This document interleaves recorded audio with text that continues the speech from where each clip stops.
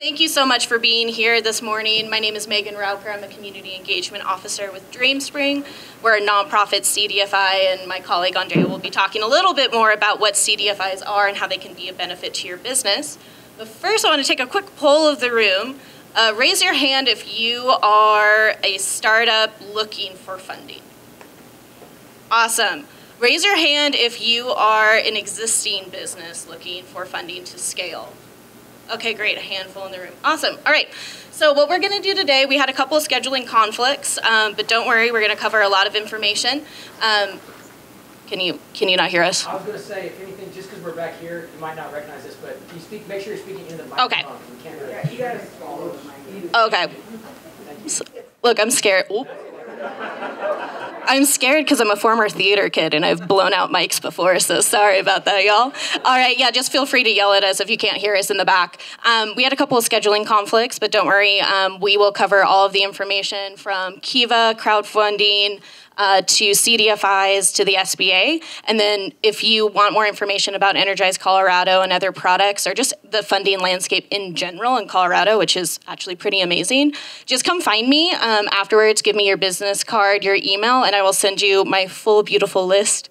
And also get you connected with the people that you want to be connected to, because that really matters to me. Every business is going to be looking for something a little different, so just tell me a little bit about yourself and give me your email, and I'll be able to connect you to the right folks. All right, and with that, I am happy to introduce Mike from Kiva. If you want to come on up here, Mike.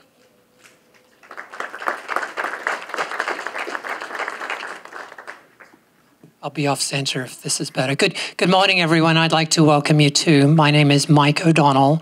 I'm with a nonprofit organization called Prairie Rose Development. We do the Kiva program.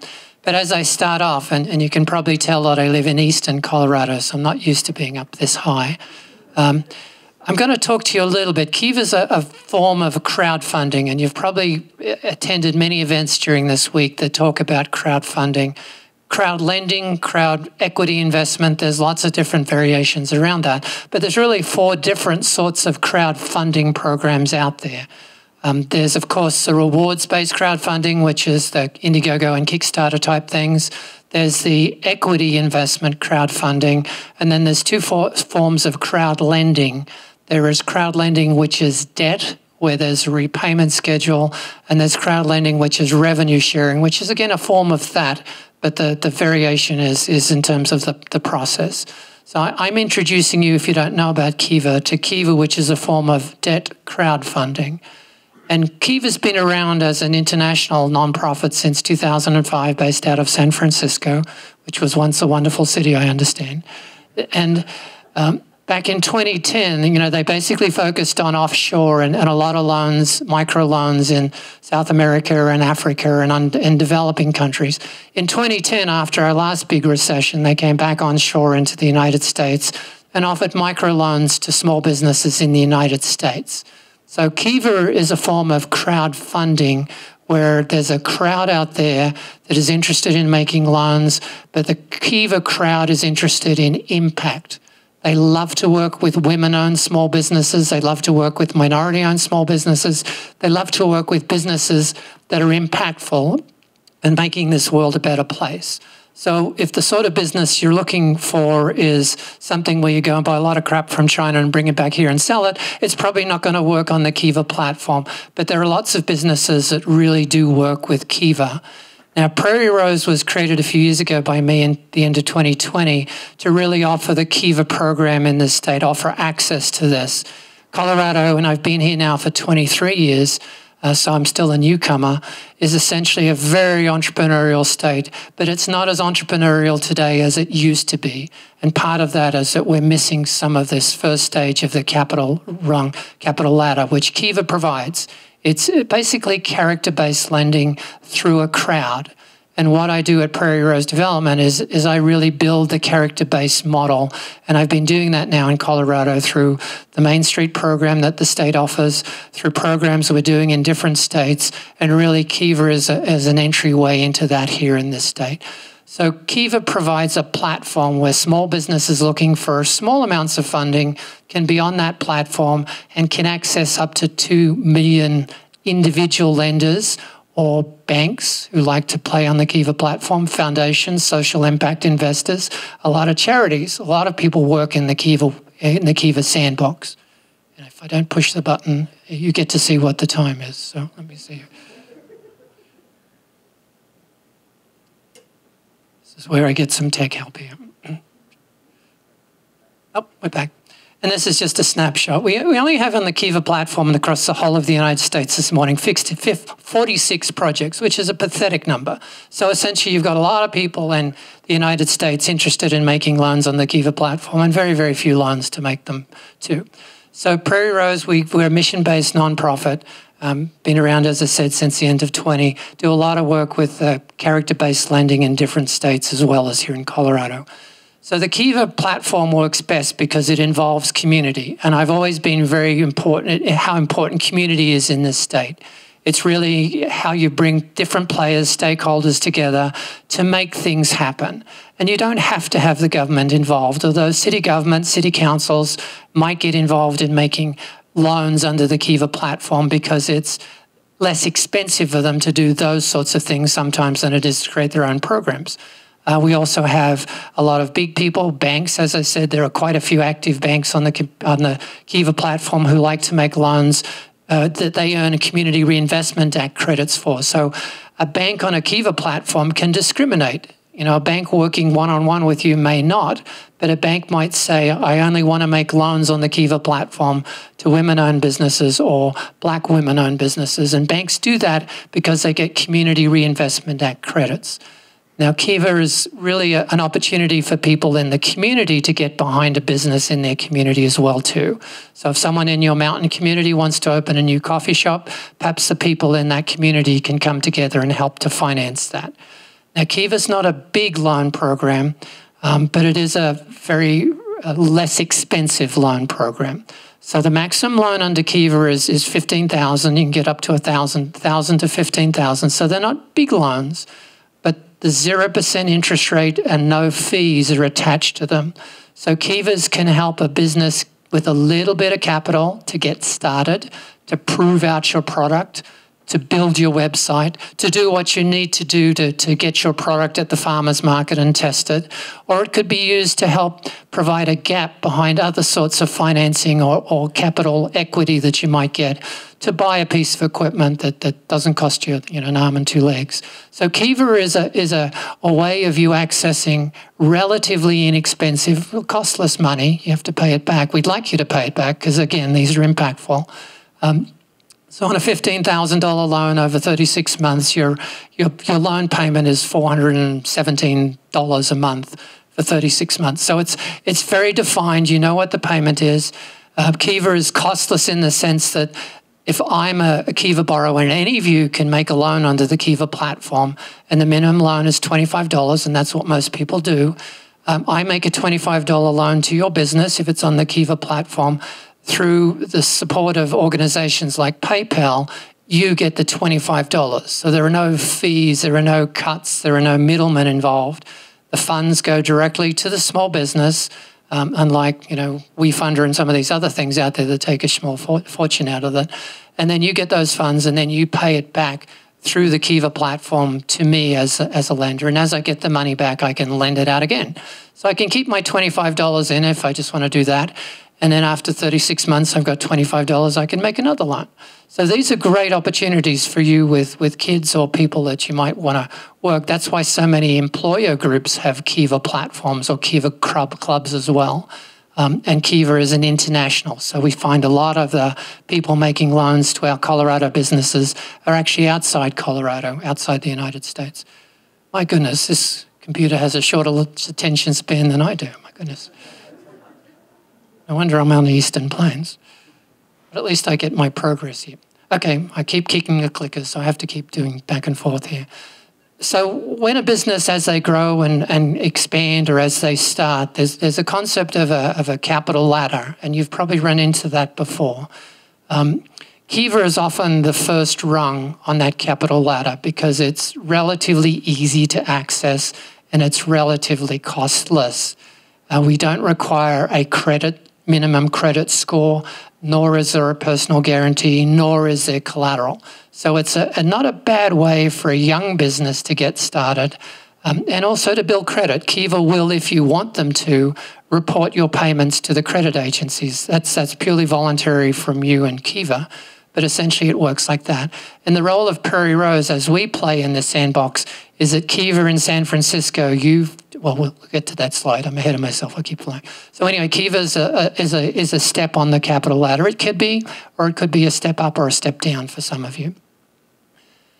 I show you this chart because this is where I nerd out. We've now got almost 30 years worth of history in Colorado and the rest of the United States on survival rates of small businesses with employees. So again, in Colorado, for every business with employees, we have about 3.5 or 4 that don't have employees. So most small businesses across the United States are sole proprietors, whether they're serious or whether they're hobby businesses. But for those businesses that have employees, because we have reporting and all of that information, the Bureau of Labor Statistics is able to track the survival rates of those businesses. When do they file their final tax return? When did they file their first tax return?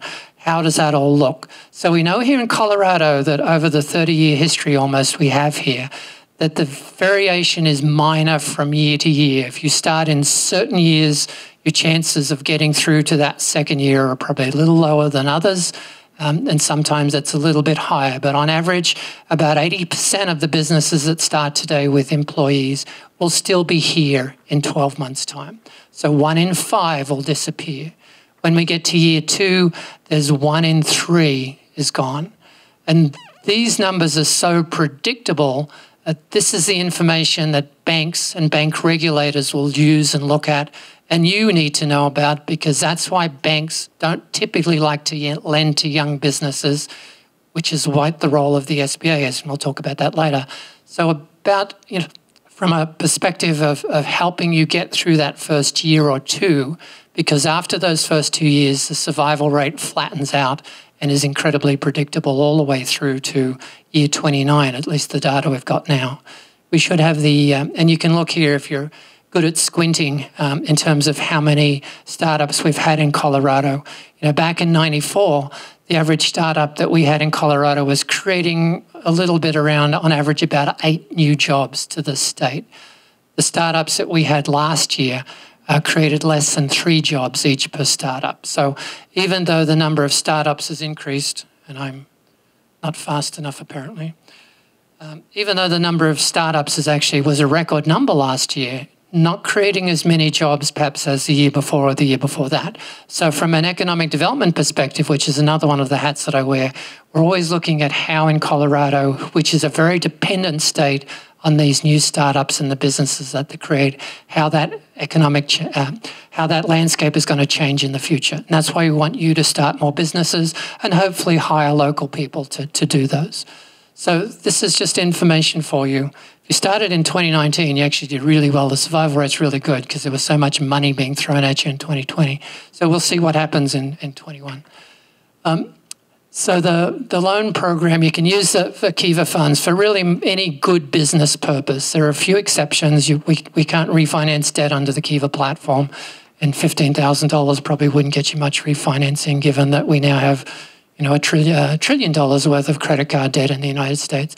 But you can use it for buying equipment. You can use it for upgrading space, hiring employees, working capital. Sergey and his brother are both refugees from the Ukraine. They started a trucking business down there at Monte Vista on the western slope in the South St. Louis Valley. So it's great for us to sort of provide funding to those sorts of people. And Sergey used his funds to help hire a new driver so that he can expand his trucking business, which primarily works in ag area. And again, I'm in Eastern Colorado, so I'm more on the rural side of the fence than I am, although 20-odd years in Denver was probably enough. The borrow process is pretty easy. Again, our role is to help you through that process should you need our help. You can apply online on kiva.org. It'll probably take you an hour, a little bit over an hour to get your application in. We'll really push you for the picture because, again, this is a web-based platform and we really want to make sure that we know who you are. And your picture tells someone the story of your business. You get that cleaned up. Kiva reviews it, so they have their own little group out there. They will work with you to decide what amount of money they want to fund to you. So you might ask for $15,000, but you might have, some concerns in the past with not with your credit score, but with your credit history, which they'll address. Many nonprofits can be trustees under the Kiva platform, so we're also a trustee. So if we recommend the loan to Kiva, they can get the maximum amount that they ask for. So a lot of nonprofits will participate as trustees under the program. Then you go into, and this is why I like the program, you go into what's called a private raise. And you've got 15 days to be in the private raise. And depending on how much you're looking to borrow, you will have to, through your network, help direct people to your page where you're trying to raise the funds. So there's one program. We have Rachel's in the back who works with me from the Western Slope. So excuse me, Rachel has one project which is in the private raise at the moment. You have 15 days in the private raise. She's trying to raise $3,500. She needs to find 10 friends, families, clients, participants, helpers who will make a $25 loan each to her. Once she gets those 10 people, she moves from the private platform onto the public platform where everyone can see you. And as I said, once you're visible on that platform, because she's in a rural community, because she's a woman, we will find someone like Deutsche Bank, based out of New York, funds a lot of women-owned businesses in Colorado, helps to match loans. So if I make a $25 loan, Deutsche Bank will match that. Bank of America does the same. Wells Fargo does the same. A lot of these big banks want to get involved in Kiva because it's a simple way for them to... The time is marching on here. This is what I obviously need to talk faster or slow, have more slides next time. Anyway, and then you've got 30 days on the public platform to get your funding. So depending on what you're looking for, if you're looking for $1,000 or $15,000, you will help us, promote the social media thing. We at Prairie Rose will also promote you on as many social media platforms as well and spread the word. But again, it's individuals agree to make a $25 loan to you. They're not looking for interest rate like some of the other crowdfunding platforms where they're wanting to get back their 10 or 20 or 30%. They're just looking to make an impact, make a loan to you because they believe in your business and what you're trying to do. So we see a lot of businesses on the platform that might be working with sustainable agriculture, might be working with green climate. They might be working with really just giving opportunities to people in communities who might not otherwise get the opportunities. Because Kiva is all about working with the financially excluded and underrepresented and underserved components of entrepreneurs. I'll give you a few examples here before I lose the screen again. So Rosanna, up north, where was she? Oh, she was in Aurora, sorry. She had a cleaning business and she was just really looking for a little bit of money. So she got 222 individuals came together independently to make a loan to her. On average, it was a $25 loan that she got. So this is just a few examples of some businesses. Nicholas is autistic and he wanted to open his gaming shop up in Greeley. Again, not the sort of business that you'd often see working with a bank or a more traditional type lender, but perfect for the Kiva platform to give his opportunity to get off the ground with a bricks and mortar location in Greeley. We can look at Marta and Ana, who are both from Venezuela originally, both sisters, and opened a multilingual daycare center up in the Boulder area. So again, it's just interesting to see the different range of businesses. They had 306 lenders, so on average, the people were meeting a little bit more than $25 to Marta and Ana. And the last example I'll give you here is Jeremy, who went through both private and the public raise in a day on the Kiva platform. So he got on average, every individual lender was lending him about $75 to get through that process. So, and he was referred to us by the SBDC in Denver. So the program, works in different ways. It might take you 30 days on public to get to 30 days, but typically everyone who's on there usually gets funded.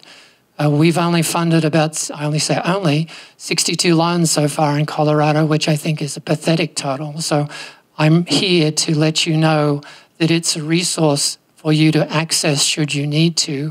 It doesn't cost you anything. You go through the process online. If you want to continue it once you're offered the funds that Kiva will say that they'd like you to raise, and then you can do it or not. So essentially, Kiva is just an option under the crowdfunding banner, and we can talk about other options later on. But with that, I'm going to hand it over. Rachel's address is up there, Colorado at local.kiva.org, and you can always find me. I have some flyers over there as well. But if not, can I hand it back to the MC?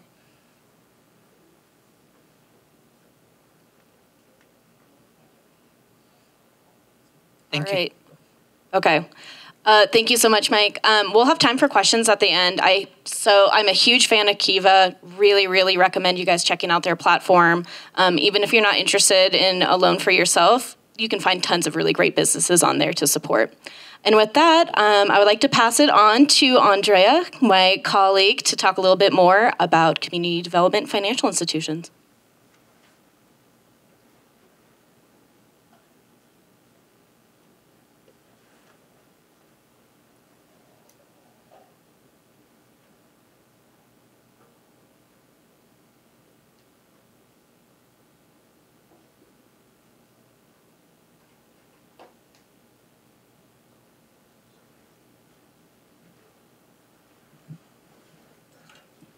Good morning, everyone. Can you hear me okay?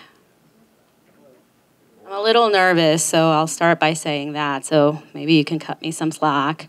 My name is Andrea Silva, and I am a community lending officer with DreamSpring. I am what you would say rather new to the CDFI world. I discovered it working in the mortgage and lending industry.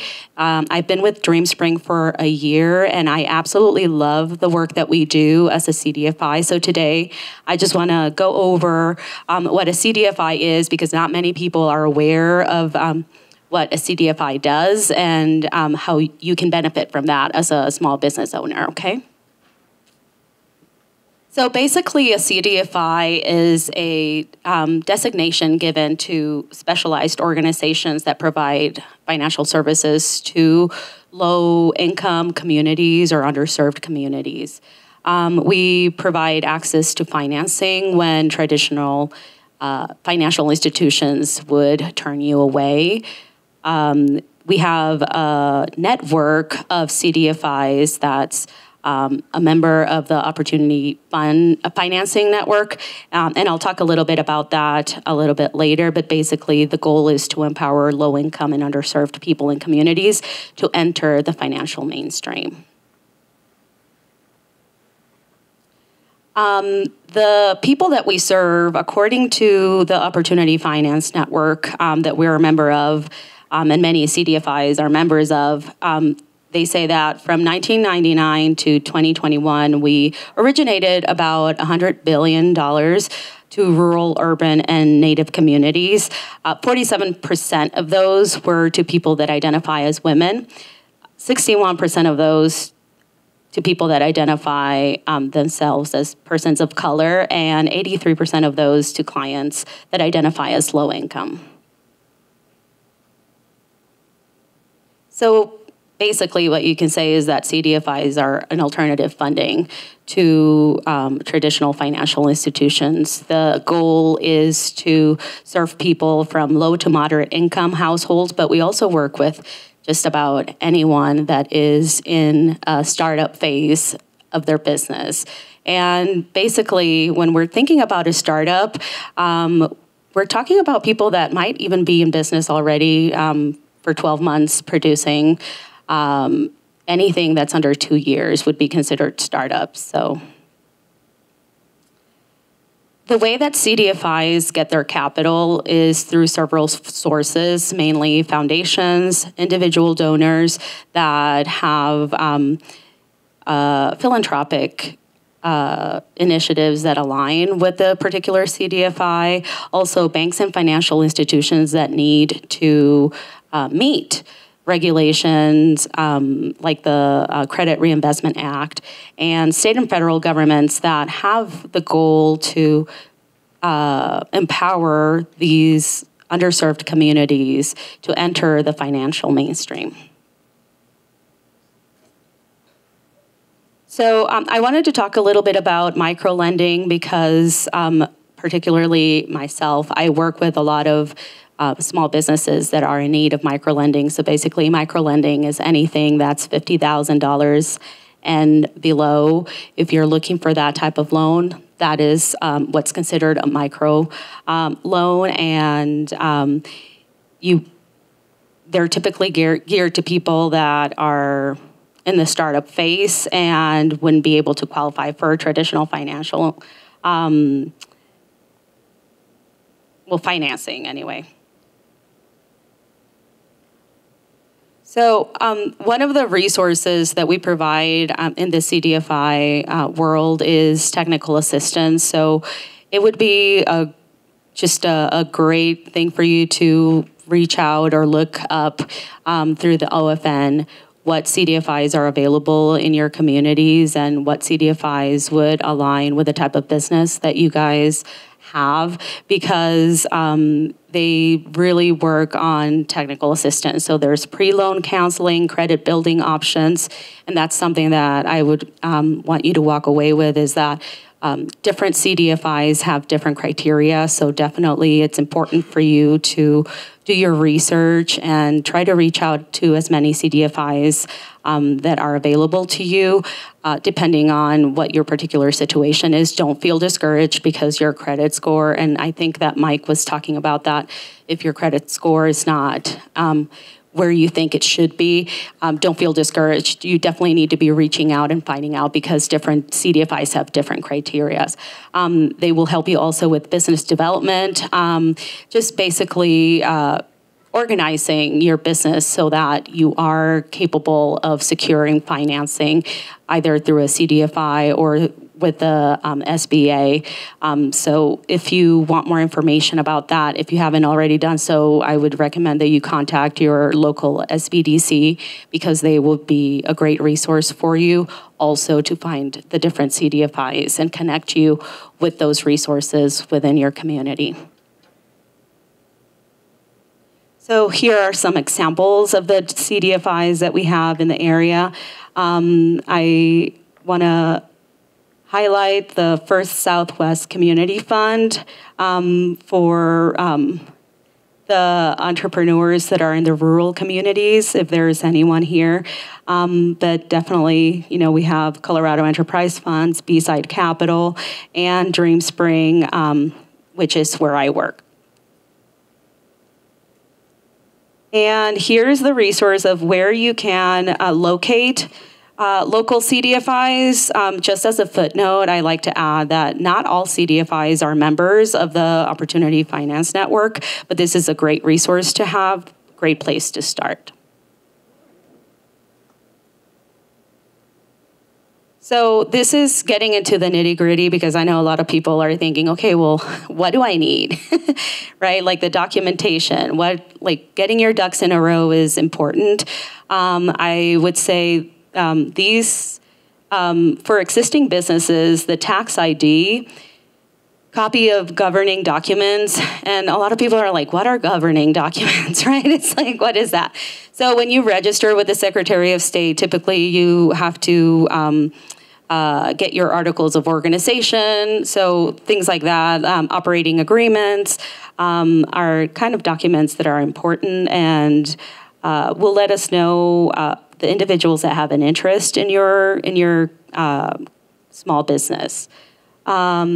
We need business income verification, and this is huge, right? Because you're thinking, well, I'm a startup. How do I do this? Well, particularly in Dream Spring, we can take into consideration anything that's considered income. So a lot of small business owners, when they start off part-time, right? And they hold a steady job. So we will consider that.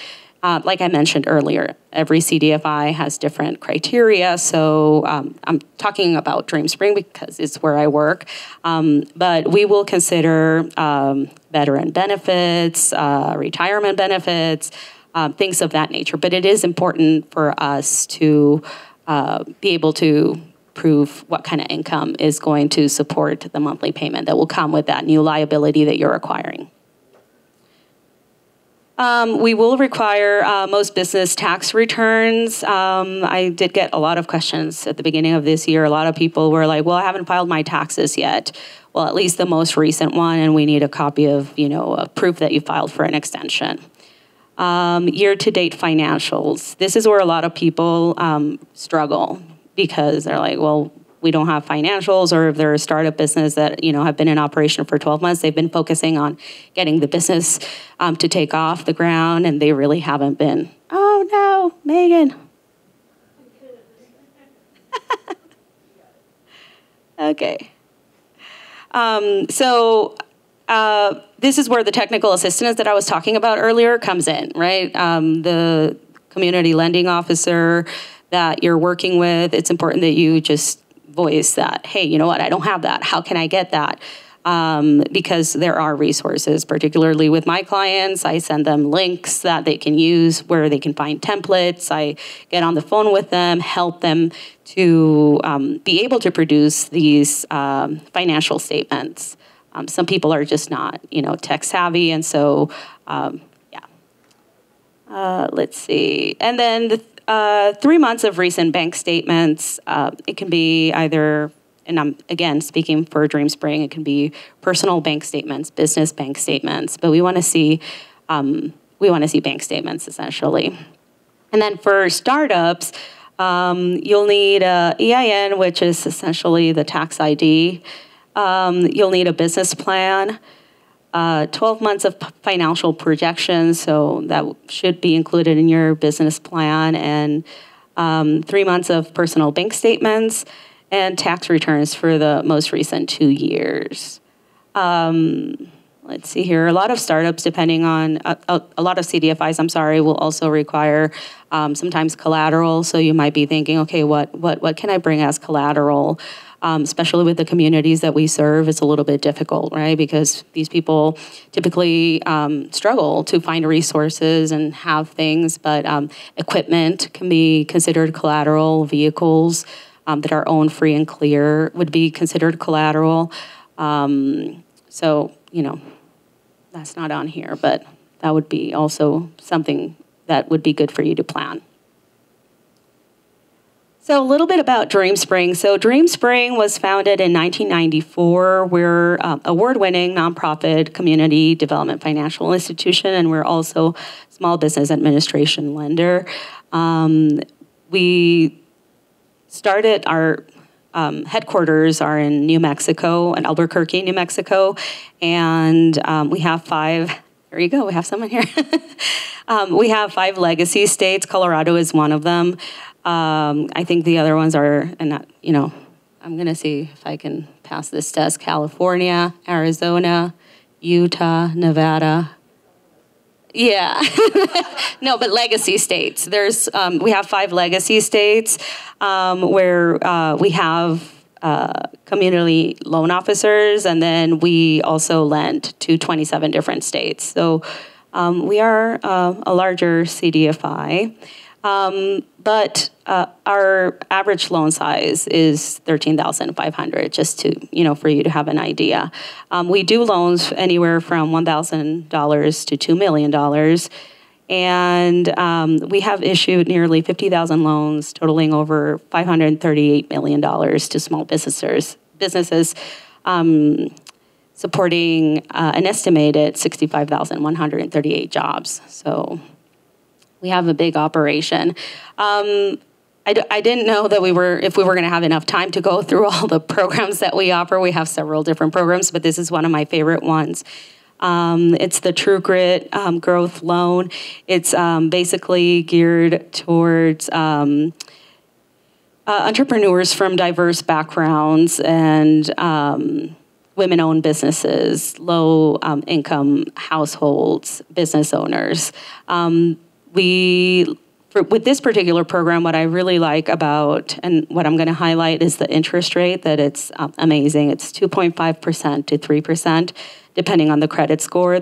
The starting credit score for this particular loan program is 600, and there is no community benefit fee. So basically, a community benefit fee for us is what we would charge to set up the loan, essentially. but we don't charge that fee for this particular loan program. You get 24 months to pay it back, and you can borrow up to $10,000. So that's what I decided that I was going to highlight because I love working with that. When I, tell people that interest rate, they're like, yes, I'll take it. So what makes DreamSpring different? So our mission is at the heart of our lending. We like to work with people. We have bilingual staff that can help entrepreneurs that are Spanish speaking, and we have a strong focus on technical assistance and getting the clients to where they need to be so that they are successful.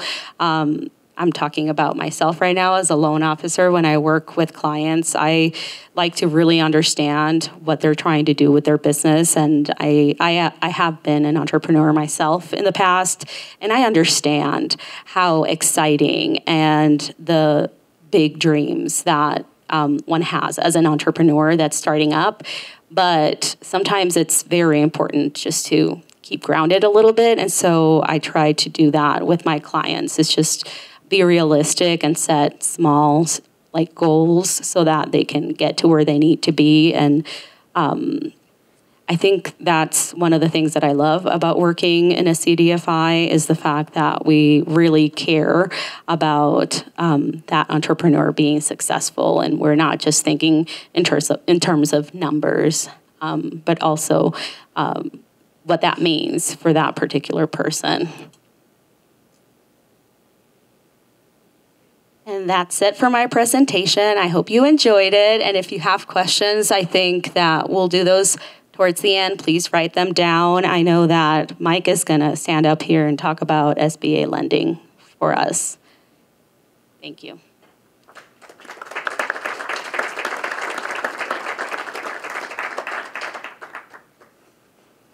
We will have plenty of time for questions. I'm going to give you a quick overview of the Small Business Administration loan programs. I spent 25 years working with the SBA, all at nonprofit entities, first in Kansas and then for 20 years here in Denver, Colorado Lending Source. So the SBA, if you can envisage that capital ladder that I showed you in one of my slides before it came and went, the role of the SBA is primarily to enhance a request so that a bank can actually make a loan. So it's not to compete with the bank or take products away from the bank, because in the long term, as business owners, if you're looking for large amounts of money to maintain and keep growing your businesses, the bank will probably be the least expensive source for you. But you saw that chart that I showed you about survival rates in Colorado, and the same for the rest of the world. Banks don't get excited until you've got a really good track record and can show them that you've got sort of really some performance. So the role of the SBA is to take some of that risk away from the bank. So the SBA itself has about 13 different types of loan programs, but they really fall into 3-4 categories. Mostly what the SBA is known for is guaranteeing a loan that a bank will make to you. So you go into the bank and the bank says, hey, I like you, but you're not quite in our credit criteria. Let's bring the SBA in as an extra guarantor. And the guarantor that the guarantee the SBA offers, in addition to your guarantee, makes the bank willing to make a loan to you. So that's mostly what the SBA, when people talk about the SBA, it's a guaranteed loan program. It's known as a 7A loan program. It's got variations around that to do with credit applications, export assistance. There's all sorts of variations, but they're all guaranteed loans. So essentially that's something that you don't talk to the SBA, you go to your bank to try and access a guarantee loan program. And to be honest, you're better off if you don't use the SBA, but the bank will be more excited about working with you if you do. If the bank does, the SBA sets limits as to the maximum interest rates. The SBA charges the bank a fee, so the bank will build that into their interest rate. And it's just really a better deal to make you more bankable as you continue to grow the business. The SBA also gets involved with a program called the SBA 504 loan program. They love the jargons. And the 504 is really for owner-occupied commercial real estate. And a 504 loan is where a bank will partner with a nonprofit lender like B-Side to provide access to capital for you to get 10% down, 90% financing on your building. if you're looking at investing in fixed assets like a building or big pieces of equipment. The SBA a few years ago introduced the Community Advantage Loan Program, which is a standalone loan program that non-profit entities like DreamSpring and B-Side and Colorado Enterprise Fund offer. And again, this is just an alternative, mostly for smaller loans, because sometimes the banks don't really want to play with loans under $100,000 or $150,000. So Community Advantage Loans is a way for you to work with a CDFI or a nonprofit lender and access funding. SBA also has microloan programs where they make grants and loans to nonprofit lenders like Colorado Enterprise Fund for them to relend those out. So that's just the SBA world in a very small nutshell, if I can be that expressive. You'll find that the USDA, US Department of Agriculture, has a whole range of guarantee loans for businesses based in rural communities, not the same sorts of limitations as the SBA has. The SBA is primarily active owner-occupied businesses. USDA tends to work with more passive businesses, but again, in rural communities. So there are lots of variations and resources out there for you to access. And through a nonprofit lender or a small business development center or through the MICASA Resource Center or through Energize Colorado, who unfortunately couldn't be here today, who offers their own loan programs and is going through the process of CDFI certification, you have lots and lots of choices for you in Colorado to really consider. The one thing that I see over and over, which I really dislike, is the people who work with these perhaps online lenders that pay, payday type loans on their small businesses where there's a weekly repayment or sometimes a daily repayment, where there's really, really high interest rates. And you don't need to do that because there are lots and lots of choices out there. So that's really the summary. And with that, we'll pass it back to you, the audience, and see if you have any questions for us. And I appreciate all your attention. Yep.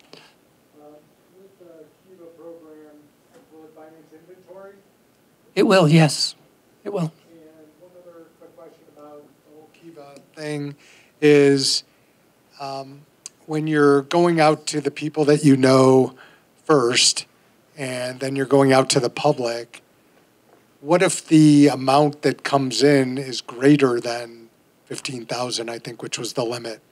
It stops once you get your target. So essentially it stops. But again, if you know these people and you have access to them, and we've seen that with some people who raised 15,000, but now they have a list of the 300, 400, 500 people who actually made a loan to them. So they can actually contact those people and tell them how their business is going. In this one case, there's a woman here in Denver who started an alternative to a sustainable alternative to Amazon called Simple Switch. And she then used that crowd to actually then create equity as well. So you can be very creative, and it's just another way for you to create some customers, although they're not all in Colorado.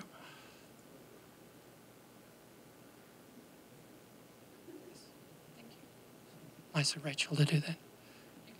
You can just yell.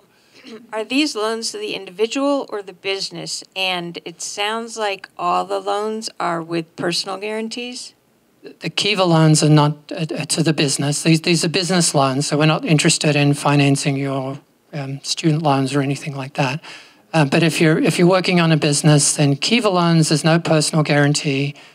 You can have your payments reported to the credit agencies. With Kiva, with DreamSpring. Yeah, with DreamSpring, yeah, there is a personal guarantee, and all of our loans are reported both to business and personal if they're under $35,000. So it's just another way also to help entrepreneurs build their business credit. Our target on Kiva is to work. We have like 1 in 5 people in Colorado is either unbanked or underbanked. So I found this in my SBA days. We'd come up with someone who perhaps had only been here for a few years as a citizen and didn't have a credit record, so the SBA wouldn't work with them. So we need to have options, and if you wish to build credit, then working with nonprofit lenders like ourselves or RMMFI or Energize is a good way to build that credit history that the banks will really want to see.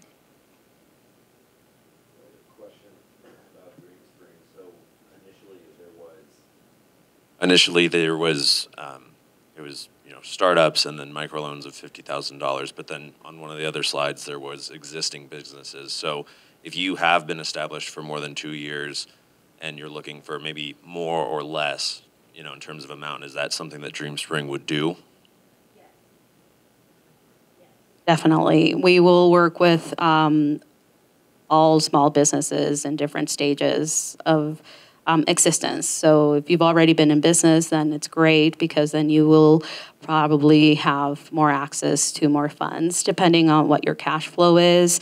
One thing that I do see a lot is that sometimes when you're reporting your taxes to the IRS, there's a lot of write-offs. So you got to keep in mind the goals of your business and where you want to take your business. So if you know that, for a particular year, you're projecting that you're going to need financing for an expansion, then you need to be talking to your accountant, your CPA about it so that you can appropriately reflect that in your tax returns. Because then what I see with a lot of businesses that have been in existence for some time is that they come to ask for financing, but they have all these write-offs that really reduces the net profit, and that's what we're going to be working with to determine if it's a viable business and if it's worth lending you the amount of money that you need. And 2 years is fairly arbitrary. The federal government's responsible for calling a startup someone less than 2 years old. So, question about the Kiva loan. So, after your fundraising rounds, how quickly can you get access to those funds? It's usually within a week or two, sometimes within a day or two. So essentially, as long as Kiva has your bank account information, then once the funds, because the funds are all presented to Kiva and they hold them sort of in escrow, for want of a better description. So once the loan hits its total, the funds can be dispersed within a day or two. The longest that, is this on there? The longest I've ever seen it is 30 days.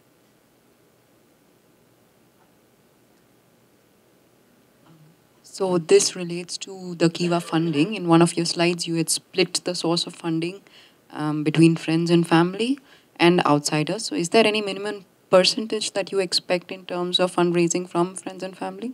No, the reason I split it is that the private fundraising isn't on that. You get a private website which isn't public, if that makes sense. So that's a website you as a business owner will share with people that you know through your network.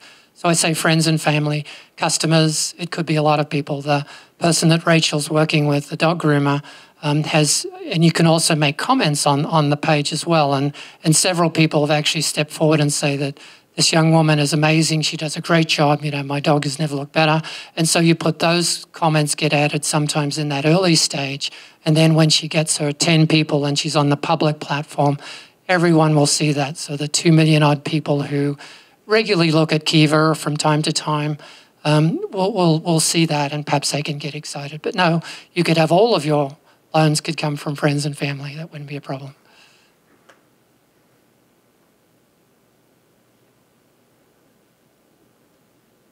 Thank you both for what you're doing for this community.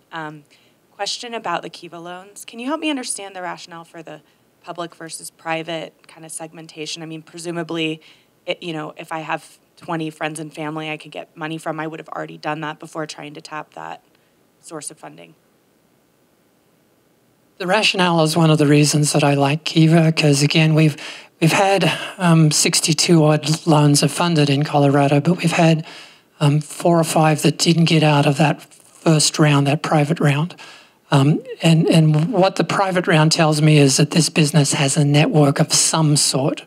You either have a relative who believes in you or a parent, or you have a few customers. And the ones that haven't really got through to the public haven't got networks. And so a big deal for me, for you to prove your concept to me, is to show me that you have some customer base or some following. And perhaps you've been to a farmer's market and you've got a really good jam and jelly or something, then you tell the people at the farmer's market that, hey, I'm going to try and raise 15 grand, but I need to get 20 or 30 of you to support me through this private raise so I can get out into the public sector. So I love it, because without that it wouldn't be as good a deal, I think, because then we'd have people getting funding who didn't have any sort of a track record. And you can be a startup, but even the person, this dog groomer, is relatively young and it's an interesting business, but she's been able to share with her customers. The people who are too embarrassed to tell their customers that I'm trying to raise money on Kiva, they don't usually get the funds. So the rationale is that you're showing me, if no one else, that you've got at least a small circle of people who believe enough in you to make a $25 loan. Not a gift, not a grant, it's a loan. And you'll get it back over 3 years, but you'll get it back. So I like that private raise. It just makes me feel better about Kiva. And I just want to add, I mean, I love that whole concept because I want to highlight something that you touched on in your presentation, and that's that the funds that people are receiving from these organizations, we would like to get paid back. It's important that we get paid back because that's how we maintain these resources within the community. And so what you're talking about, that whole concept, just goes hand in hand with that. It's, yeah, my business is viable. I am a legitimate business. I am serious about this. I have people that believe in me. So I think that's great. And I think the most people on the Kiva platform we can get off that is we've had about 700 people support one business, and then on average they're making $12 loans. But so again, it's building a customer base beyond your 20-odd friends and family, so potentially. And any other questions about anything? Yes?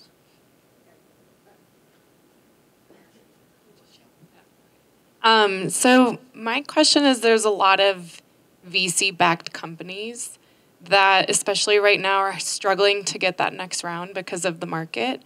And I've heard that having some sort of alternative funding, especially debt, between rounds or maybe between growth cycles is a good idea.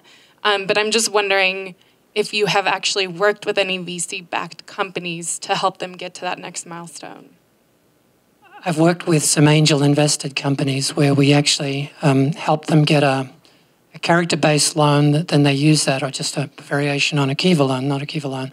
They use that to actually get a Kickstarter campaign, which then generated $600,000 worth of products, which was then able to get them a credit line with the bank, which was then able to attract more investors into the company, which then sort of start the cycle. So again, a capital ladder is, it's not just debt and it's not just equity, it's not just your money, it can be other people's money.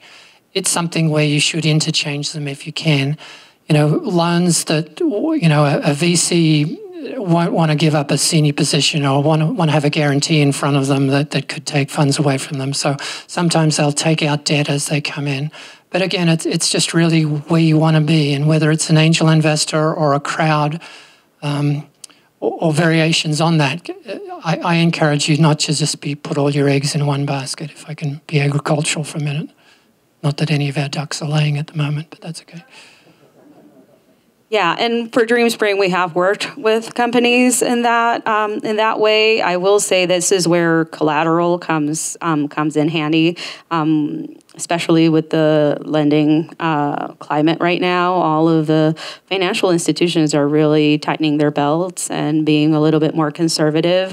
So it will be imperative for, if you're in that situation, for you to just have all your financials, your documentation just ready and available, and know that you will most likely be asked for some sort of collateral so that you can get that gap financing.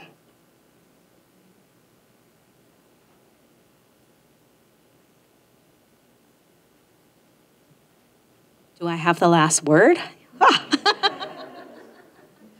Well, thank you so much for coming. We are excited to see the turnout. It said that we would have more people, but I'm excited to see all of you here, and I'm glad that we had the turnout that we had. I hope that it was a resourceful presentation.